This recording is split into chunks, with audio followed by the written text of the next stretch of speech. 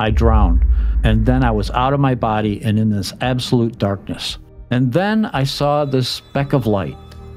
I started feeling these waves of love. I felt almost like a warm embrace. The light again, it spoke one more time. It said, "You must return. You have a purpose." And the word purpose just resonated. I mean, it just resonated through my being. One of the things that I saw in my near-death experience was that I was going to have cancer. These experiences can give people after effects. And the after effects that I experienced, was suddenly I could look into someone's eyes and I would see their light. I could see their fragment of light. And then I also started seeing auras. And then the third thing that really freaked me out was suddenly I would get these knowings. But I like to say, dying is hard, but coming back to life is even harder.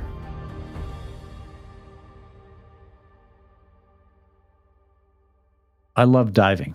That was, for me, it was my dream job to be a commercial diver. And not only on top of that, but I got to be the chief engineer of the research where we did the diving. So it was a double win for me. But on the day that I had my near-death experience, we had just evaluated a new ROV, remote-operated vehicle. And it was storming. And it was getting worse. And so we made a run for the harbor, but the harbor master refused our ship entry because there was 25 to 30-foot breakers at the breakwater. But we had some people on board that one of the design engineers for this submarine that we were evaluating needed to get to LAX. This is on the California coast, and we're up north. And so we decided to put one of what we recover our submarines with, which was a rubber Zodiac, in the water, and we started heading in. And as we were heading in, we would go up on the top of a swell, and because 2 miles offshore, they're not breakers or anything, just swells at that stage. We go up on the top of a swell, try to take a bearing on the harbor buoy, and then ride the trough and go up and repeat it all over. And all of a sudden, we drove right off a 25, 30-foot breaker. And we caught some air. And I yelled at him to turn about so that we could go back out to sea, because we were in a breaker zone. This is a very dangerous place to be with a boat, So he turned us around really quickly, but then all of a sudden I looked up and there was the next one that came right down on top of us, and it folded that Zodiac in half like a peanut butter sandwich. I was in the bow and it catapulted me right into the sea. And so I'm hanging on to, this was an old World War II vintage kind of life vest. It was incredibly violent. And I know it pushed me down deep because I could feel, I had to relieve the pressure in my ears a couple times. So I knew I was down pretty deep, and I was waiting for this old Mae West to, carry me up to the surface. And, I knew as a commercial diver, I knew I could hold my breath for about 3 minutes, which is a good long time. Try doing it. So I'm trying to let Mae West carry me to the surface. And it didn't happen. And eventually the euphoria of oxygen deprivation takes over and you breathe. And I drowned. I immediately, there was just a second of burning salt water going into my lungs. And then I was out of my body and in this absolute darkness. But only it was absolutely quiet.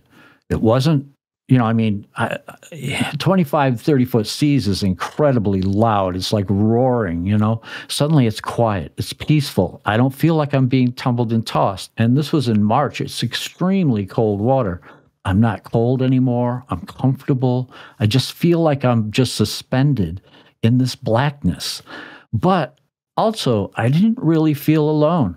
I felt like there was a presence. It's very hard to describe, but it felt like, that everything is involved in this blackness, this darkness. And so, like many people that go in, a lot of times they call this the void. Many people that experience the void, a lot of times it's frightening. It can be a scary place if suddenly you're in this absolute darkness, totally suspended, right? But for me, I just came from this violence, this incredible violence where I was being tumbled and tossed like crazy, and to find myself in this absolute calm and quiet. And as a commercial diver, we're trained to recognize oxygen deprivation and the danger signs and all that. And this has gone way beyond that, my training. And so I was curious. I was incredibly curious as to, where am I? What's going on? And then I saw this speck of light. And it was the only thing to look at in this darkness. And so you're just kind of drawn to it. And as I paid attention and put awareness on this light, I felt like suddenly there was movement toward the light. And to this day, I don't know if I was moving toward it, it was moving toward me, but there was movement toward this light. And as I got closer and closer, I started feeling these waves of love. I felt almost like a warm embrace. I was just mystified by this. And so I kept getting closer and closer. And the closer I got, I started to recognize that the light itself wasn't just a beam of light. It was millions upon millions of fragments of light. And they were all in movement. And they were, if you've ever seen like a school of fish, when they're all balled up together, and suddenly they'll take a change of direction and they all shift at the same time. And you can see all the different multitudes of colors in their scales and that sort of thing. Well, all these fragments of light were multiple, colors. They all had that same kind of movement. And I was just in awe. I was just in awe of what I was experiencing. And I kept getting closer and closer and closer. And I was feeling more loved and loved.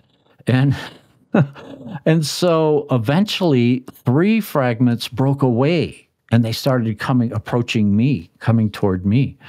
And as they did, I understood. It was a clear sense of communication, but I understood that they were welcoming me home.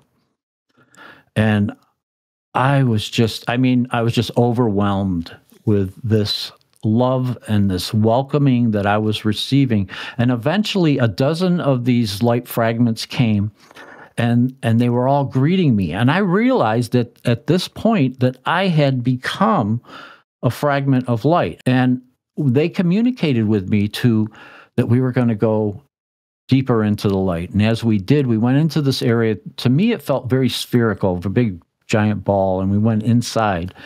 And once we got inside, it was like I started reliving my life. And it wasn't like watching a movie screen or anything as simple as that. It was much more involved because it felt like I was reliving it, but not only from my point of view, but from everyone I'd ever interacted with from their point of view. And so that was mind-blowing, to say the least. And so again, I was in absolute awe. But then I started to realize what I was watching, and that I also realized that this group of beings that greeted me, that came into this area, the sphere with me, were experiencing it the same way I was. So they were reliving my life through my life review. That's what it really is, a life review. And so I was like, I was because I was a brash young man. I was really a brash young man. I really didn't care about other people's points of view. I was very self-involved, and so we started experiencing, because this is more experiencing, because it's not just my point of view, but it's like my consciousness fragmented into these multiple streams, and I'm experiencing it from whoever I've interacted with, their point of view. It was just multi-dimensional viewing this life. And I did, I was very self-involved. So I stepped over people. I ran over people. I really didn't care. But my soul family was experiencing this the same way I was, because that's what I call them now, is my soul family. And I was a little bit ashamed of some of the things that I was doing, but they weren't. They were just loving me, supporting me, and just observing There was no judgment whatsoever. It was just observation of what was going on. The judgment that was happening within me more than anything. And I got to see things in a way that just, again, in awe. I was in absolute awe, where I would see things that I did with just pure loving intention, without any thought of something for myself. Those would create these incredible ripples. When I did something that, like, I had a huge ego, all right? And something that really fed my ego, like becoming the chief engineer of a research vessel in my mid-20s, that was incredible for me, meant very little in the near-death experience. It caused the least amount of ripples, okay? But when I did something with loving intention for someone, it created these immense ripples of after effects, So I was, so I got to see this, and I got to, kind of try to figure out, the meaning of all of this that's going on all around me, the multiple streams of input that I was receiving. And then we got to a point where I started seeing things that I didn't have reference for in my lifetime. And I didn't realize at the time, but I was seeing my future potential. And it disoriented me a little bit, but I call them my soul family. They supported me. They loved me. They buoyed me up so that we could experience this potential that was available to me. And it was like looking down a corridor where everything in front of you was crystal clear, just like the life review was everything, and everything that I re-experienced in my life was absolutely clear. Once we got into future potential life, it was just the very central path seemed clear. But on the periphery, you could see there was other aspects that and it felt like, if I wanted to, I could go this way or I could go that way, but it felt like I was always drawn to this crystal clear central path. And so as we proceeded down, I got to see and experience, because it's more than seeing, it was experiencing this potential future. But I finally reached this one point where the light itself, these millions upon millions of fragments of light spoke in unison, and I perceived this to be God, spoke to me, and it said, "This is not your time. You must return." And I said, "No way." So I was arguing with what I perceived as God. I said, "No, I've got a family that loves me like I've never been loved before, because my family on earth was, pretty dysfunctional. And so I'm feeling loved like I've never felt before. I don't want to go back to that body. That body is just broken for me." And so the light again, it spoke one more time. It said, "You must return. You have a purpose." And it was with this parental voice that was just so loving. And the word purpose just resonated. It just resonated through my being. And with that, and because we're in this light, where we have this ability to, it's like we're connected to all the souls that ever were and all the souls that ever will be. So you have this expansive consciousness that's available to you. And that word purpose just resonated through my body, and I understood it. And it was simple, it was efficient, and the only option was to just come to acceptance that, yes, this is what really needs to happen. And with that, I found myself outside my body, and it's still in the breaker zone. There's an area in the wave cycles that you can get caught up and just keep spinning and spinning. And so my body is caught up in this like vortex underwater, deep. And but I'm standing outside my body, and the three original light beings that greeted me were with me, and we're watching my body. And some of the wreckage from the zodiac, and specifically the bow line, had come in close proximity to my body, and it started to wrap itself around my arm, and all of a sudden another set of waves hit, and when they did, there was some air left in one of the pontoons of the Zodiac. The Zodiac popped up, and when it did, it cinched that line around my arm, and it pulled my body up. And when it did, I got tangled up in the wreckage of this Zodiac and what was left of it, And I'm watching this. I'm not in my body. I'm just observing this. And because I had this sense of calm and a bit of, I have to say, almost like mystery of how is the enormity of my light being going to fit in that body. And that's what I was pondering while all of this was going on. And another set of waves came, and they started pounding my body up against the wreckage.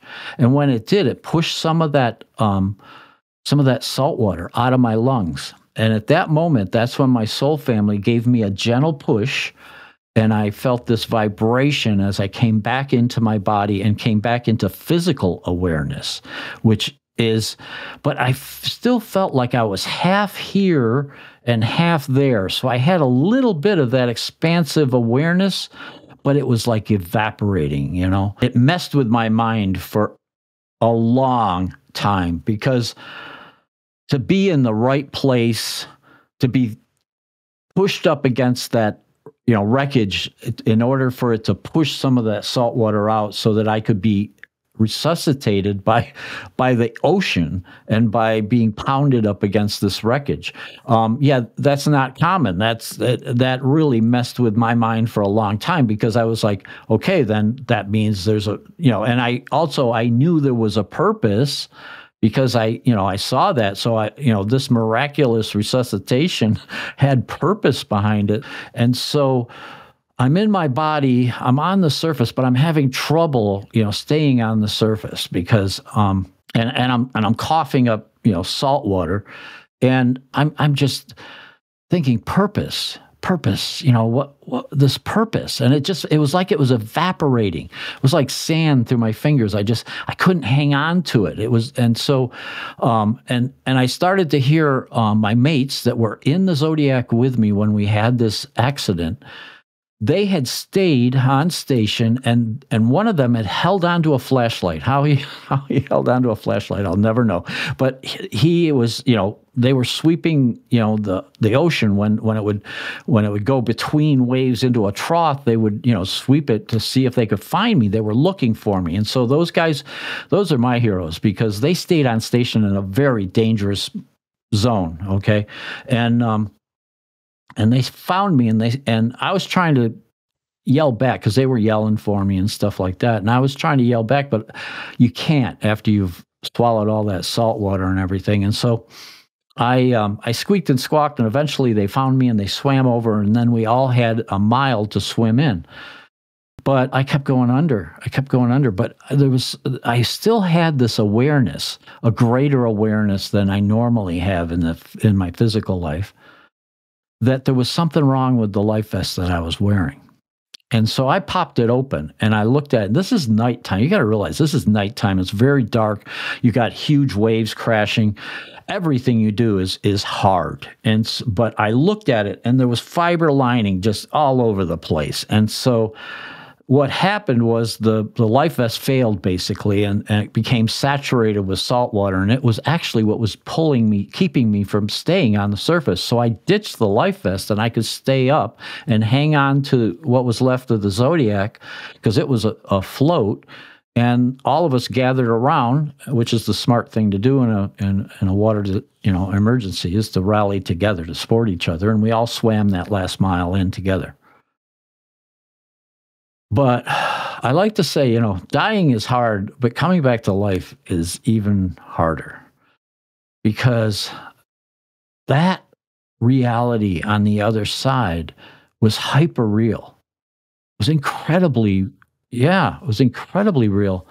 And then this life feels more dreamlike to me ever since. It's always felt a little more dreamlike than that reality. That reality was so incredibly, detailed. And we have that extra ability. Our consciousness is so much greater than what we have available here.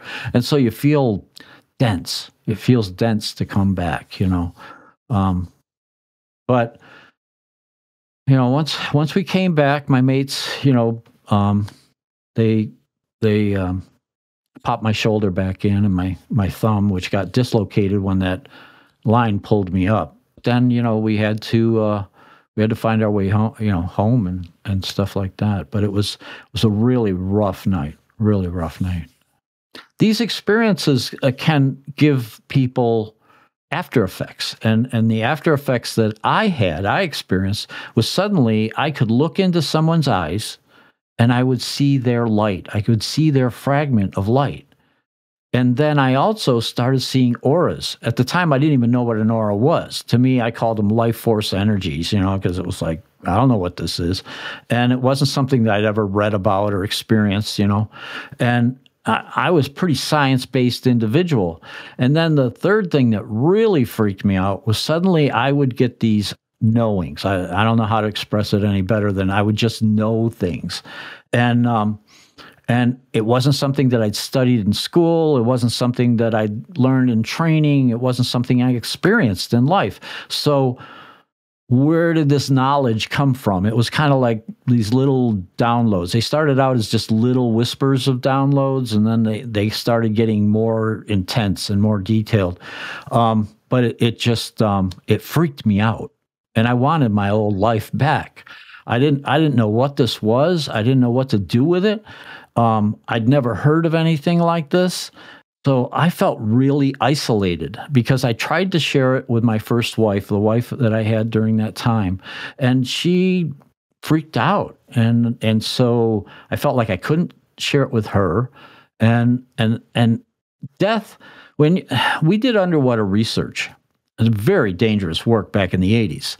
And so to talk about that I had died was kind of a taboo subject as far as my reasoning was. And so I didn't feel like I could share it with my mates. I couldn't share it with my wife. So I just self-isolated.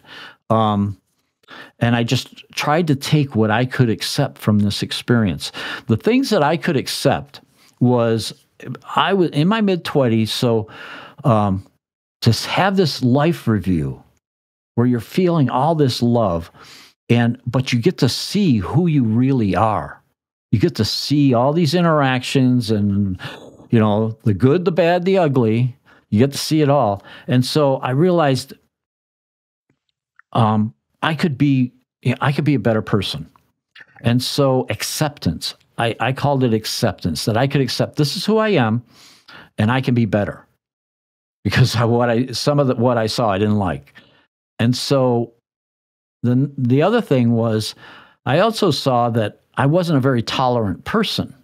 And so I saw that, a lot of times people are going to cross our paths in life and we're not going to agree with their choices and a lot of times, we react with ego, we react with a lot of different things. And so, but I saw that, their life choices are their own. I don't, I could be tolerant that they're their choices. They're not mine. They're their choices. So, and the situations that we find ourselves in life, many times, we're not happy with where we are with our lot in life, right? Well, we could be tolerant that we can make change. We can move forward and we can make change, and we can be tolerant of those that cross our paths because it's their life choices. And so acceptance of myself and where I am, tolerance of others, that was huge for me because remember, I was a self-involved kind of guy that if you crossed my path and you weren't going in the same direction, I'd either go around you or through you one way or the other. So to have suddenly acceptance of myself and tolerance of others was a huge shift. And the third thing that I took from this experience was because I was an engineer, I saw things pretty black and white. And suddenly I saw that there's a truth that resides within us. That's our personal truth. And so it's not just the factual truth, because as an engineer, that's what I dealt with was factual truths, hard and fast, hard and cold, facts and things like that. But there's also a truth that resonates within our heart, and we feel it in our heart a lot of times. And I call that personal truth. And so those three things, acceptance, tolerance, and truth, kind of became my mantra. The rest of it, talking to what I perceived as God, a soul family, life review. But all of that, I tried to box up and put away. I tried because I wanted to get on with my life because I didn't feel like I had anybody to share it with, and I didn't want to. And I also felt like I was going nuts. So you got to deal with it somehow. And so that was my way of dealing with it, was to try to forget about it, but I could accept those three things because it stays with you. That's the problem with. It's not really a problem, but what happens after these experiences, they stay with you. It's like a part of your everyday now. And 11 years later, I had a second experience. Yeah, I was meditating, and I was told to return to the light. I relived the entire experience. Only this time, I had lived 11 years beyond the initial near-death experience. And in those 11 years, in the life review, I got to see how much I had really changed. And so after that second experience, they call it a near-death-like experience. That, if you got to put it in a category, that's what they call it. What I learned from that was I had to accept the entire experience. I couldn't just cherry pick acceptance, tolerance, and truth. I just couldn't cherry pick. I had to really, honor the entire experience and start to bring it into my reality. One of the things that I saw in my near-death experience when I was looking down that corridor of my future life was that I was going to have cancer. Well, in my 40s, so a few years went by, and I'd had that second experience, and then I'd also had a number of small experiences that helped me to really integrate these spiritual experiences. But I always knew that I was going to have cancer at some point because I saw it in the life review. But I thought it was going to happen, like in my doties, maybe 80s, 90s, something like that, But all of a sudden in my 40s, I'm sitting at my desk. I quit my life at sea. I started working as a manager in dialysis at a hospital. And I'm sitting at my office, and suddenly my back felt like it exploded. I mean, I was just viewing everything through this red haze of pain. Fortunately, here I am working as a manager in a hospital. So I told my director, I went into her office because I was supposed to have a meeting with her. I said, I'm going to go to the ED. I'm in a lot of pain. And so I went to the emergency department. I presented myself. They did x-rays. They did a whole bunch of stuff. They did a bunch of tests. And I'm in a emergency room, and the nurse comes in. Now, this nurse I personally knew, because she was one of my secretaries while she's going to nursing school. And so she comes in, and there's tears in her eyes, and she's like, "Oh, Dave, the doctor's going to be in here in a minute." And I recognize that moment from my life review. I had seen that in the life review. And so I had had enough of spiritual experiences that by this point, I was like, wow, I know what's going to happen.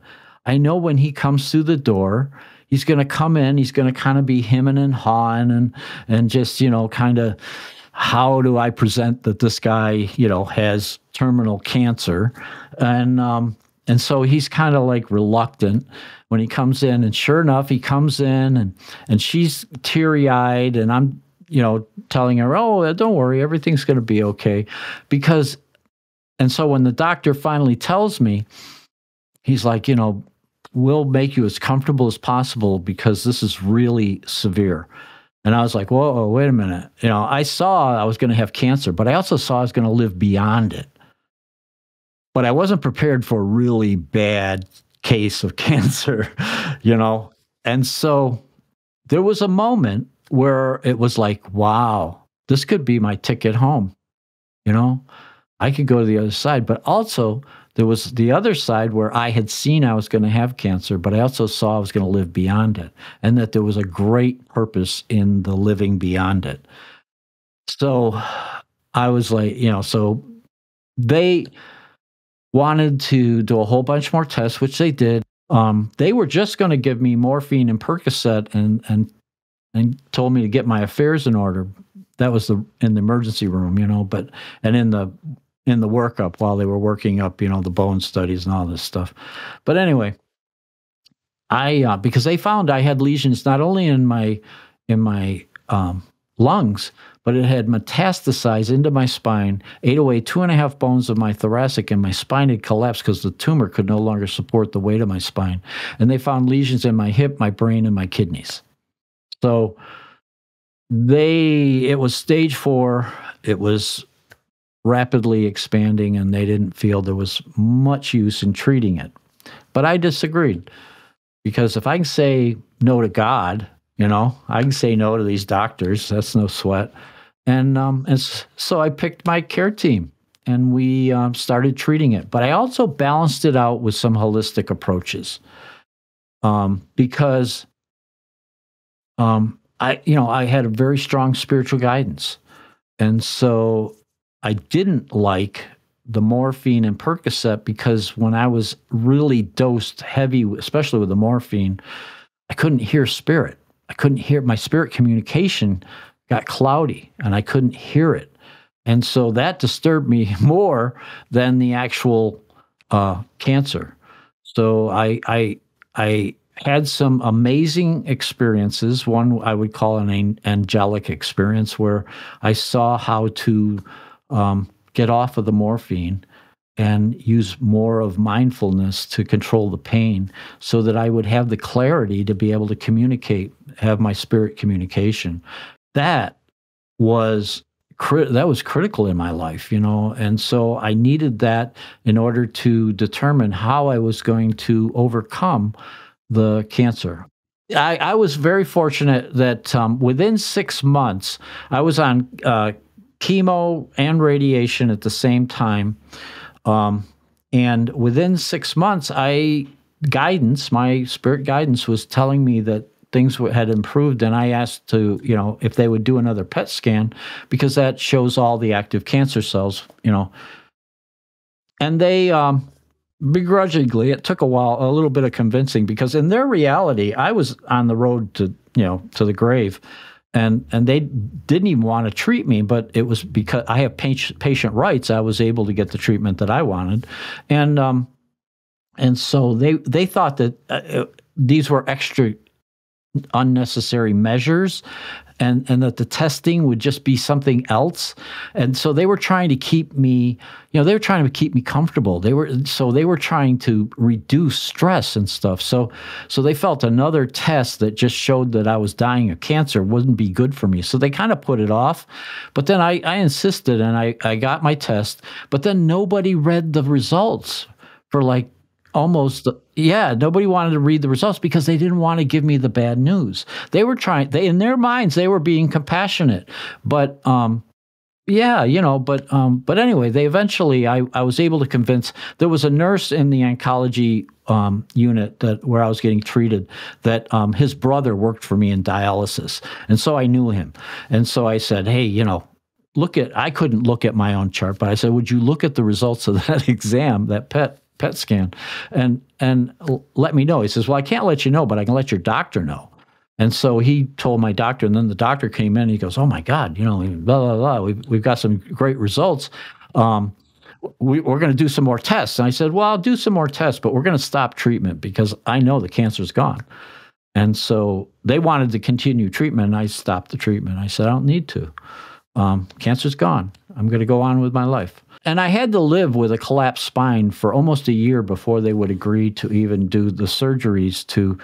I live now with a titanium construct to rebuild my spine, and I lost the feeling in my feet and my hands.